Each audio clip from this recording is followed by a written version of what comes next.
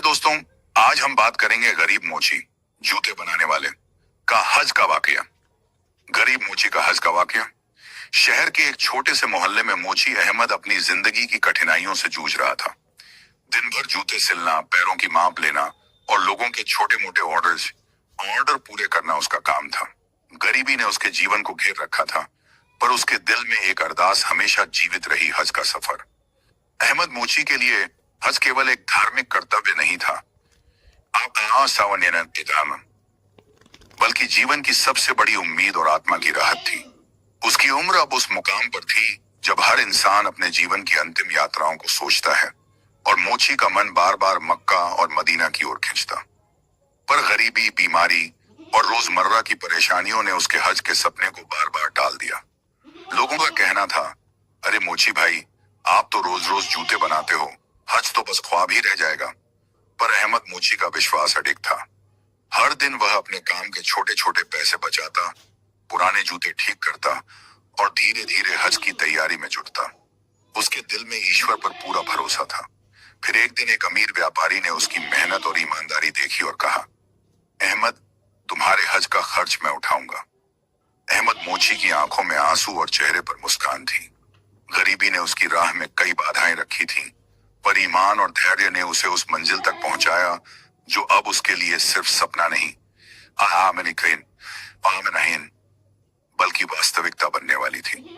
अहमद मोची ने अपनी छोटी सी दुकान को कुछ दिनों के लिए बंद किया और हज की तैयारी शुरू कर दी।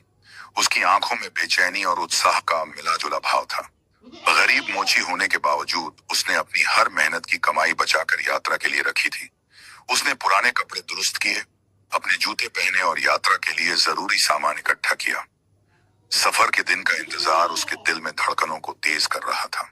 जब वह शहर के बस अड्डे पर पहुंचा, उसकी आंखें आसमान की ओर उठी और उसने फुसफुसाया, हे ईश्वर, मेरी यह यात्रा तुम्हारे लिए है। मेरी यह अरदास सिर्फ तुझे भाती है। बस में यात्रा के दौरान उसके पास बैठा एक बुजुर्ग सज्जन उससे बातचीत करने लगा।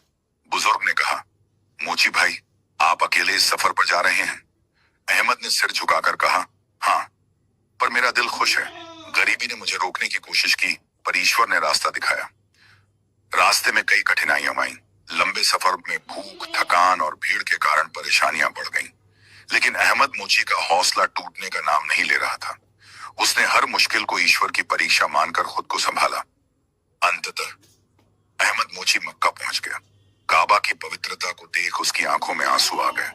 उसने मन ही मन कहा, हे ईश्वर, वो समन, यह सपना अब हकीकत बन गया है। मेरी गरीबी और मेहनत अब इस पवित्र भूमि के सामने नतमस्तक है। वह लोग जो पहले उसकी गरीबी पर हंसते थे, अब उसकी दृढ़ इच्छा शक्ति और ईश्वर पर भरोसे को देखकर चुप थे। अहमद मोची ने हज के सभी रिवाज पूरे किए। तवाफ, साई और खिजा की यात्रा में हर कदम पर अपने दिल की साफगोई और श्रद्धा को महसूस किया। मक्का और मदीना के पवित्र अनुभव ने अहमद मोची के दिल को बदल दिया। अब उसका जीवन केवल खुद के लिए नहीं था, बल्कि दूसरों के लिए भी प्रेरणा बन गया। उसने ठानी कि गांव लौटकर वह गरीबों और जरूरतमंदों की मदद करेगा, ताकि उनके सपनों को भी पंख मिल सके। मक्का के पवित्र अनुभवों के बाद अहमद मोची मदीना की ओर बढ़ा। पैदल चलना, भीड़ का सामना करना और हर कदम पर अपनी आत्मा की सफाई करना उसके लिए चुनौतीपूर्ण था, लेकिन उसके दिल में संतोष और खुशी का एहसास था। मदीना पहुंचते ही उसने रोका और पैगंबर की मस्जिद की तरफ देखा। उसकी आंखों में श्रद्धा और भावनाओं का समंदर उमड़ पड़ा। मस्जिद में कदम रखते ही वह खुद को दुनिया की चिंताओं से दूर पाकर पूरी तरह ईश्वर की ओर झुका हुआ महसूस करने लगा। उसने रोजाना नमाजें पढ़ी, दुआएं मांगी और अपने पूरे जीवन की ख्वाहिशों को ईश्वर के हाथ में सौंप दिया। अहमद मोची ने वहां कई गरीब यात्रियों से दोस्ती की। उन्होंने साझा किया कि कैसे गरीबी और कठिनाइयों के बावजूद हज का सपना साकार हो सकता है। उसकी मेहनत, सादगी और ईमान ने अन्य यात्रियों के दिलों को छू लिया। कई लोग उसकी कहानी सुनकर रो पड़े और उसका उत्साह देखकर प्रेरित हुए। एक दिन अहमद मोची ने मस्जिद के पास एक छोटा सा चप्पल बनाने वाला काम देखा। उसे देखकर उसकी पुरानी यादें ताजा हो गईं। कैसे उसने गांव में जूते बनाकर अपने जीवन के छोटे छोटे संघर्ष पूरे किए थे। उसने सोचा, ईश्वर ने मुझे यहाँ क्यों बुलाया है? क्या मुझे सिर्फ हज करना है या दूसरों के लिए भी कुछ करना है? मदीना की पवित्र भूमि ने उसके दिल को एक नई दिशा दिशा दी। उसने ठाना कि गांव लौटकर वह गरीबों के लिए जूते और चप्पल बनाएगा, अल्लाह मेरा बच्चे पायकम, ताकि कोई भी बच्चा या बुजुर्ग पैरों की तकलीफ में न रहे। यही अहमद मोची की हज यात्रा का असली फल था, केवल खुद के लिए नहीं बल्कि दूसरों के लिए भी आशीर्वाद लाना। अहमद मोची ने मक्का में तवाफ और साई के बाद मिना और अरफात की यात्रा शुरू की। भीड़ और कठिनाइयों के बावजूद उसका हौसला अडिग था। अरफात के मैदान में खड़े होकर उसने अपने सारे गुनाह और कमजोरियां ईश्वर के हवाले कर दी। उसके होंठों से बस एक ही दुआ निकल रही थी, हे ईश्वर, मेरी जिंदगी की कठिनाइयां, मेरी गरीबी, मेरी मेहनत, सब कुछ आपकी इजाजत और कृपा में है। मुझे सही मार्ग दिखाइए। साथ ही मिना में शैतान के प्रतीक पत्थरों को मारते हुए अहमद मोची ने अपनी बुरी आदतों और नकारात्मकताओं को जीवन से दूर करने का प्रतीकात्मक कदम उठाया। हर पत्थर उसके दिल की शांति और आत्मा की सफाई का प्रतीक बन गया। उसकी आंखों में अब सिर्फ विश्वास और संतोष की चमक थी। उसने महसूस किया कि हज केवल एक यात्रा नहीं, दो या बल्कि आत्मा का अनुभव और जीवन की सीख है। गरीबी, थकान और परेशानियां अब उसकी मेहनत और विश्वास की परीक्षा मात्र थी। मक्का और मदीना में बिताए हर दिन ने अहमद मोची के दिल को बदल दिया। उसने ठानी कि जब वह गांव लौटेगा तो न केवल अपने परिवार की मदद करेगा, बल्कि उन गरीब बच्चों और बुजुर्गों की सेवा भी करेगा, बाहर बड़े इस्तातौर जिनके पास जूते और चप्पल जैसी साधारण सुविधाएं भी नहीं हैं। गांव लौटने का दिन आया। अहमद मोची अपने जीवन के सबसे बड़े अनुभव और आध्यात्मिक शांति के साथ लौट रहा था। गांव के लोग उसके हज की यात्रा और अनुभव सुनकर उसकी दृढ़ इच्छा शक्ति और ईश्वर पर विश्वास को देखकर प्रभावित हुए। उन्होंने महसूस किया कि गरीबी के बावजूद सच्चा इरादा और ईमान इंसान को किसी भी मंजिल तक पहुंचा सकता है। अहमद मोची ने गांव में एक छोटा कार्यशाला खोला। वहां वह गरीब बच्चों के लिए जूते और चप्पल बनाता और मुफ्त बांटता। उसने लोगों को प्रेरित किया कि कठिनाइयों के बावजूद सपनों को कभी मत छोड़ो। यही हज की असली शिक्षा थी, आत्मा की सफाई, दूसरों के लिए सेवा और ईश्वर पर पूर्ण विश्वास। गांव लौटने के बाद अहमद मोची का जीवन पहले से कहीं अधिक सक्रिय और उद्देश्यपूर्ण हो गया। उसका छोटा सा कार्यशाला अब गांव के लिए प्रेरणा का केंद्र बन गया। हर सुबह वह उठकर जूते और चप्पल बनाने में जुट जाता और दोपहर तक गरीब बच्चों और बुजुर्गों के लिए तैयार करता। गांव के लोग पहले उसकी गरीबी और साधारण जीवन देखकर हंसते थे, पर अब वे उसकी मेहनत और हज की यात्रा के अनुभव से प्रभावित थे। अहमद मोची ने गांव के बच्चों को सिखाना शुरू किया कि मेहनत, ईमान और धैर्य से किसी भी कठिनाइयों को पार किया जा सकता है। उसने उन्हें बताया कि हज केवल एक यात्रा नहीं, बल्कि आत्मा की सफाई और इंसानियत की सेवा का प्रतीक है। हर बच्चा जो उसके पास आता, उसकी आंखों में चमक और दिल में विश्वास लेकर लौटता। समय बीतता गया। अहमद मोची के कार्य और ईमानदारी की चर्चा न केवल गांव में बल्कि आसपास के कस्बों में भी फैल गई। कई लोग उसके पास आए और अपने बच्चों को मुफ्त जूते और चप्पल दिलवाने के लिए मदद मांगी। अहमद ने कभी किसी से कोई पैसा नहीं लिया, दसाया, क्योंकि उसके लिए सेवा ही सबसे बड़ी प्राथमिकता थी। एक दिन गांव में एक बड़ा त्योहार आया। अहमद मोची ने त्योहार के अवसर पर गरीब बच्चों और बुजुर्गों के लिए विशेष जूते और चप्पल बनाकर वितरित किए। बच्चों की आंखों में खुशी और उनके हंसते चेहरे अहमद मोची के लिए किसी इनाम से कम नहीं थे। उसने महसूस किया कि हज का असली फल यही है, दूसरों की खुशियों में शामिल होना और सेवा करना। उसकी कहानी धीरे धीरे अन्य गांवों में भी फैल गई। लोग अब कहते, गरीब मोची ने अपनी मेहनत और ईमान से न केवल हज का सपना पूरा किया, बल्कि हमारे लिए प्रेरणा भी बन गया। अहमद मोची ने यह समझा कि असली हज सिर्फ मक्का और मदीना में नहीं, बल्कि दूसरों की भलाई और सेवा में है। समय के साथ अहमद मोची का गांव में प्रभाव और बढ़ता गया। पहले जहां लोग उसकी गरीबी पर हंसते थे, अब वे उसकी निष्ठा और ईमानदारी को देखकर उसे आदर की दृष्टि से देखते थे। गांव के बच्चे रोजाना उसके कार्यशाला में आते, जूते और चप्पल बनवाने के साथ साथ उसके अनुभव सुनते। अहमद मोची उन्हें सिर्फ तकनीक नहीं सिखाता था, बल्कि जीवन के मूल्यों, धैर्य, मेहनत और ईमान की शिक्षा भी देता। अहमद मोची ने देखा कि कई परिवार हज का सपना देखते हैं, पर गरीबी की वजह से इसे पूरा नहीं कर पाते। उसने सोचा कि कैसे वह दूसरों की मदद कर सके। उसने अपने अनुभव और बचत का एक हिस्सा गरीबों के हज यात्रा के लिए रखना शुरू किया। अब उसका कार्य केवल जूते बनाने तक सीमित नहीं था, बल्कि लोगों की आध्यात्मिक यात्रा में भी मदद करना उसका उद्देश्य बन गया। एक दिन गांव में एक परिवार आया जिनके पास हज का खर्च नहीं था। अहमद मोची ने मुस्कुराते हुए कहा, ईश्वर की मदद हमेशा विश्वास और मेहनत करने वालों के साथ होती है। आप तैयार हो जाइए, मैं आपकी यात्रा का इंतजाम करता हूँ। परिवार के लोग भावुक हो गए और उन्होंने अहमद मोची के प्रति कृतज्ञता व्यक्त की। अहमद ने महसूस किया कि हज का असली फल केवल खुद के लिए नहीं, नहीं बल्कि दूसरों के लिए सेवा में है। अहमद मोची अब रोजाना हज की यादों में जीता और दूसरों को भी प्रेरित करता। उसकी कहानी गांव के हर घर में सुनाई जाने लगी। लोग कहते, गरीब मोची ने न केवल अपने हज का सपना पूरा किया, बल्कि हमारे लिए भी राह दिखाई। वक्त बीतता गया और अहमद मोची की उम्र बढ़ने लगी, पर उसके मन में हमेशा एक नई ऊर्जा और उम्मीद बनी रही। उसने गांव के बच्चों को कहा, धैर्य और ईमान से किए गए कार्य का फल हमेशा मिलता है। हज ने मुझे यह सिखाया कि कठिनाइयां असली मंजिल की तैयारी होती हैं।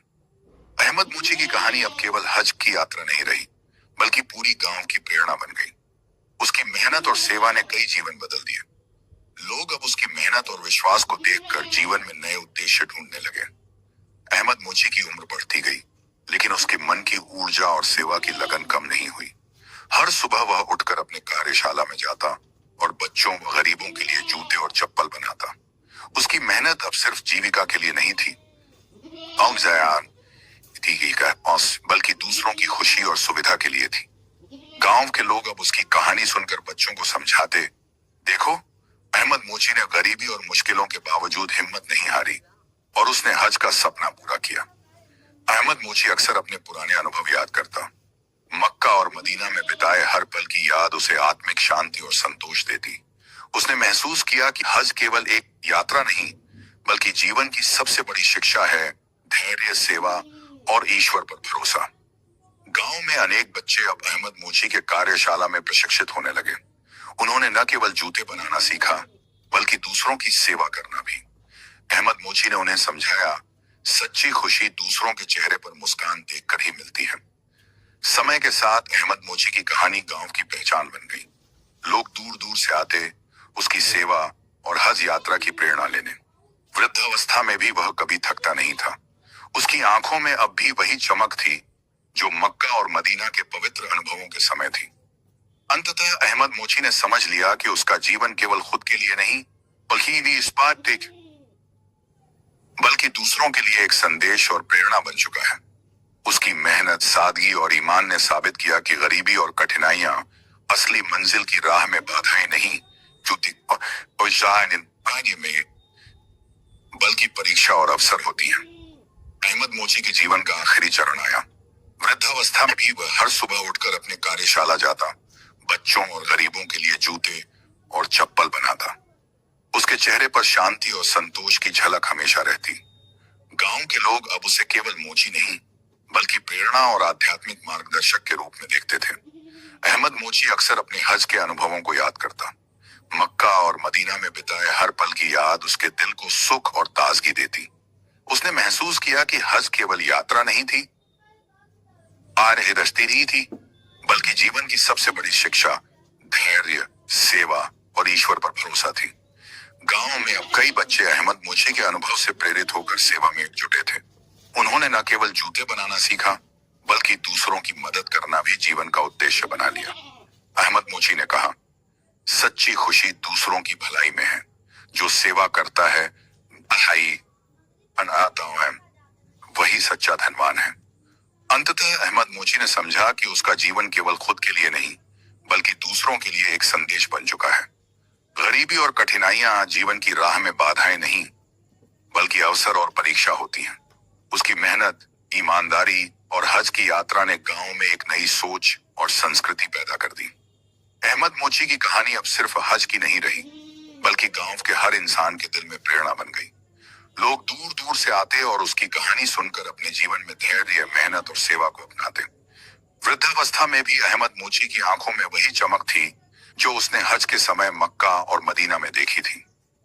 उसने अपने जीवन का सबसे बड़ा सबक यह जाना, जीवन का असली मकसद केवल अपनी खुशियां नहीं बल्कि दूसरों की सेवा और ईश्वर की रिदा में छिपा है। यही अहमद मोची की हज यात्रा और संपूर्ण जीवन की सबसे बड़ी सीख थी। अहमद मोची की वृद्धावस्था में जीवन अब एक प्रकार की आध्यात्मिक शांति और संतोष से भरा था। उसके चेहरे पर हमेशा मुस्कान और आंखों में चमक थी, जो उसकी मेहनत, सामदायन तथा सामदायन तथा ईमान और हज के अनुभव की गवाही देती थी। गांव के लोग अब उसे केवल मोची नहीं बल्कि प्रेरणा और मार्गदर्शक मानते थे। हर रोज वह अपने कार्यशाला में बच्चों और गरीबों के लिए जूते और चप्पल बनाता। बच्चों के हंसते चेहरे, बुजुर्गों के आराम और गांव के लोगों की खुशियां उसके लिए सबसे बड़ा इनाम थी। अहमद मोची अब समझ चुका था कि सच्चा धन दौलत या माला मुकुट में नहीं बल्कि सेवा, ईमानदारी और दूसरों के लिए किए गए कार्य में है। वह अक्सर हज के अनुभवों को याद करता और गांव के युवाओं को बताता, मक्का और मदीना की पवित्र भूमि ने मुझे यह सिखाया कि ईश्वर पर भरोसा रखो, धैर्य रखो और दूसरों की सेवा करो। यही जीवन का असली उद्देश्य है। गांव के लोग अब हर बच्चे को यही शिक्षा देते। देखो, अहमद मोची ने गरीबी के बावजूद हज का सपना पूरा किया और हमें सिखाया कि सच्चा धन दूसरों की भलाई में है। उसकी कहानी ने पूरे गांव के दृष्टिकोण को बदल दिया। अहमद मोची ने अपने जीवन का अंतिम समय गांव के बच्चों और गरीबों के बीच बिताया। उसने देखा कि उसके कार्य और हज का अनुभव अगली पीढ़ी को प्रेरित कर रहा है। उसका जीवन अब केवल उसकी नहीं बल्कि पूरे गांव की प्रेरणा बन गया। अंततः अहमद मोची ने यह समझा कि जीवन का असली मकसद केवल अपनी खुशियां नहीं पाए ही बल्कि दूसरों की सेवा और ईश्वर की रिदा में छिपा है। यही हज की यात्रा और संपूर्ण जीवन का सबसे बड़ा संदेश था। उसने मुस्कुराते हुए आखिरी बार अपने कार्यशाला के बच्चों को देखा और सोचा, ईश्वर ने मेरी मेहनत और विश्वास को स्वीकार किया, मेरा जीवन पूर्ण हुआ। इस तरह गरीब मोची की हज यात्रा और जीवन की कहानी समाप्त हुई। ड्रामा नाम ये पास ऑफ हुई, लेकिन उसका प्रभाव और प्रेरणा सदैव गांव और आने वाली पीढ़ियों में जीवित रहे। अहमद मोची की वृद्धावस्था में उसका जीवन पूर्णतः सेवा और आध्यात्मिक अनुभव में डूबा हुआ था। हर सुबह वह अपने छोटे से कार्यशाला में बच्चों और गरीबों के लिए जूते और चप्पल बनाता। उसके हाथों की मेहनत अब केवल जीविका के लिए नहीं बल्कि दूसरों की भलाई और खुशियों के लिए थी। गांव के लोग उसे अब केवल मोची नहीं बल्कि प्रेरणा और मार्गदर्शक मानते थे। अहमद मोची अक्सर अपने हज के अनुभवों को याद करता। मक्का और मदीना की पवित्र भूमि, तवाफ, साई, अराफात और मिना में बिताए हर पल ने उसे जीवन का असली अर्थ सिखाया। धैर्य, इसका ईश्वर पर भरोसा और दूसरों की मदद करना। उसने बच्चों को यही शिक्षा दी, सच्ची खुशी दूसरों की भलाई में है। जो दूसरों की सेवा करता है वही सच्चा धनवान है। समय के साथ उसके कार्यशाला में कई बच्चे प्रशिक्षित हुए। उन्होंने न केवल जूते बनाना सीखा बल्कि सेवा और ईमानदारी को भी जीवन का हिस्सा बनाया। अहमद मोची ने उन्हें बताया कि जीवन में कठिनाइयां केवल परीक्षा हैं और ईश्वर की मदद हमेशा उनके साथ है। गांव के लोग अब उसकी कहानी सुनाकर बच्चों को प्रेरित करते। देखो, अहमद मोची ने गरीबी और कठिनाइयों के बावजूद हज का सपना पूरा किया और हमें सिखाया कि सच्चा धन दूसरों की भलाई में है। अहमद मोची का जीवन अब गांव की प्रेरणा बन चुका था। वृद्धावस्था में भी उसकी आंखों में वही चमक थी जो मक्का और मदीना के पवित्र अनुभवों के समय थी।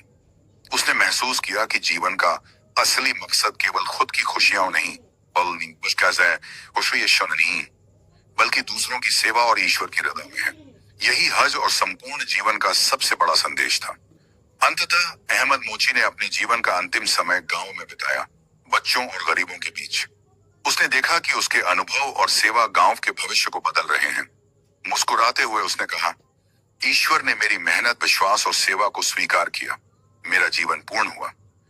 इस तरह गरीब मोची की हज यात्रा और जीवन की कहानी समाप्त हुई, लेकिन उसका प्रभाव और प्रेरणा सदैव गांव और आने वाली पीढ़ियों में जीवित रही। गरीब मोची अहमद का जीवन बहुत ही सादा और कठिन था। वह अपने छोटे से गांव में जूते और चप्पल बनाता और उसी से अपना गुजारा करता। गरीबी और कठिनाइयों के बावजूद उसके दिल में हमेशा एक अरदास जगी रहती, हज का सपना। उसका मन बार बार मक्का और मदीना की ओर खींचता, लेकिन आर्थिक तंगी उसे रोकती। अहमद मोची हर रोज अपनी मेहनत की छोटी छोटी कमाई बचाता, पुराने जूते ठीक करता और हज के लिए धीरे धीरे तैयारी करता। उसके मन में ईश्वर पर अटूट विश्वास था। एक दिन गांव के एक अमीर व्यापारी ने उसकी मेहनत और ईमानदारी देखी और कहा, अहमद, मैं तुम्हारे हज का खर्च उठाऊंगा। अहमद मोची की आंखों में आंसू और चेहरे पर मुस्कान थी। उसकी अरदास अब हकीकत बनने वाली थी। मक्का की यात्रा कठिन थी। बस और पैदल सफर, भीड़, भूख और थकान सब कुछ उसकी परीक्षा बनकर आया। लेकिन अहमद मोची का हौसला टूटने का नाम नहीं ले रहा था। उसने हर कठिनाई को ईश्वर की परीक्षा माना और धैर्य बनाए रखा। मक्का पहुंचकर अहमद मोची ने काबा का तवाफ किया। उसकी आंखों में श्रद्धा और भावनाओं का समंदर उमड़ पड़ा। उसने मन ही मन कहा, हे ईश्वर, यह सपना अब हकीकत बन गया है। मेरी गरीबी और मेहनत अब आपके सामने नतमस्तक है। उसने मक्का में तवाफ और साई किए, फिर फिर मदीना की ओर बढ़ा। मस्जिद में कदम रखते ही उसने महसूस किया कि दुनिया की चिंताएं अब उसके दिल को छू नहीं सकती। उसने रोजाना नमाज पढ़ी और हज के सभी रिवाज पूरे किए। मिना में शैतान के प्रतीक पत्थरों को मारते हुए उसने जीवन की बुरी आदतों और नकारात्मकताओं को दूर करने का प्रतीकात्मक कदम उठाया। अहमद मोची ने महसूस किया कि हज केवल यात्रा नहीं बल्कि आत्मा का अनुभव और जीवन की सीख है। मक्का और मदीना के पवित्र अनुभव ने उसे बदल दिया। उसने ठाना कि गांव लौटकर वह गरीबों और बच्चों की सेवा करेगा। गांव लौटने पर उसने अपना कार्यशाला खोला। गरीब बच्चों के लिए मुफ्त जूते और चप्पल बनाना उसकी रोजमर्रा की आदत बन गई। बच्चों और युवाओं को उसने जीवन की सच्चाई, धैर्य, मेहनत और ईमान की शिक्षा दी। गांव के लोग उसकी कहानी सुनकर प्रेरित हुए और उसकी सेवा को आदर्श मानने लगे।